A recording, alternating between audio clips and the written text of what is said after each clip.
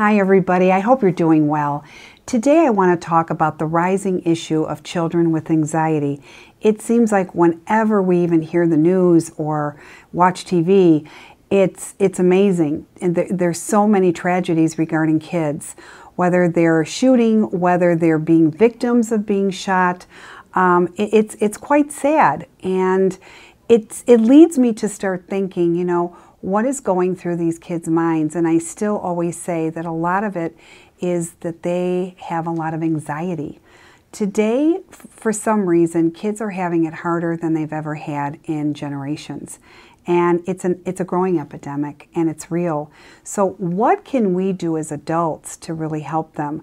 I always say, even if you don't have children, try to mentor somebody. Try to help a child along. Try to find your patients by leading them into a direction that you can maybe help them.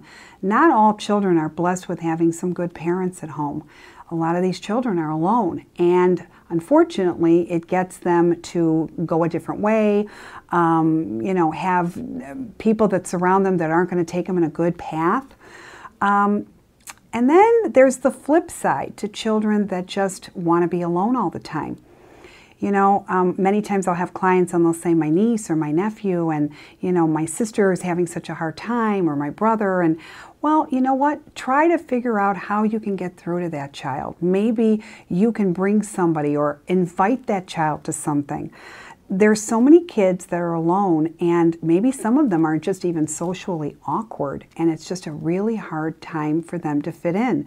So if you see a child that doesn't do well in groups, maybe make an effort. Do something with them one-on-one. Talk to them. Really help them. Help them get through so much, because this is something that I have to be honest with you. I see a lot of children in my office, and I see babies because parents will want to come and they'll want their child looked at, and they'll say, what do you see with my child, my baby?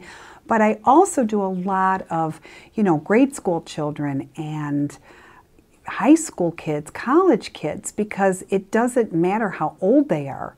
They just need some guidance, and they also need somebody to maybe enlighten them and not show them that there's something wrong, or they're a freak because they're different, or because they're intuitive and they don't know how to be. So, I tell people all the time, if you know a child that is so intuitive, and I always say this, people that have strong anxiety are intuitive because they do feel on higher levels. It is real. So no, they're not crazy. I was one of that child. I was a child that came from high anxiety because I felt so much. And it's probably why I'm a big advocate for kids, because I was that kid and I turned into that adult who still has anxiety. So, be empathetic, show compassion. And if you see a child that struggles, don't walk away from that child. Be a mentor, whether it's physical, whether it's emotional for them, or mentally. Just try to get in their psyche and help them and make them feel that they are comfortable with who they are in their own skin. That's something that's really, and I see it and it bothers me, and all I'm saying is don't give up on them. You can't, because if you do, then tragedy starts to happen. And I see and I witness so many families that have so many tragedies. So continue to be an advocate for anybody that you feel may need it. I hope this has enlightened you.